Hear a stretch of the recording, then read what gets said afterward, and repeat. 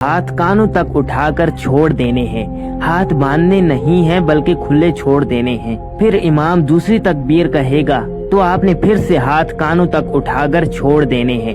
और जब इमाम तीसरी तकबीर कहेगा तो आपने हाथ कानों तक उठाकर बांध लेने हैं। खुले नहीं छोड़ने, बस आपने सिर्फ 2 तकबीरों में ही हाथ खुले छोड़ने हैं और तीसरी तकबीर में आपने हाथ बांध लेने हैं।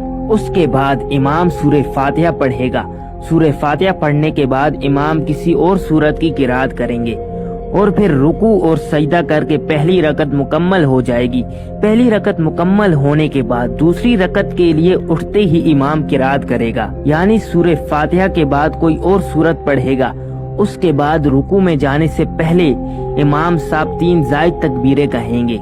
जब इमाम पहली तकबीर कहेगा तो आपने हाथ कानों तक उठाकर छोड़ देने हैं और जब इमाम दूसरी तकबीर कहेगा तो आपने हाथ कानों तक उठाकर छोड़ देने हैं और जब इमाम तीसरी तकबीर कहे तो आपने फिर से हाथ कानों तक उठाकर छोड़ देने हैं। यहाँ जो 6 जायद तकबीरें थी वो मुकम्मल हो जाएंगी और उसके बाद जब इमाम चौथी मर्तबा अल्लाहु अकबर कहेगा तो आपने बगैर हाथ उठाए अल्लाहु अकबर कह के रुकू में चले जाना है।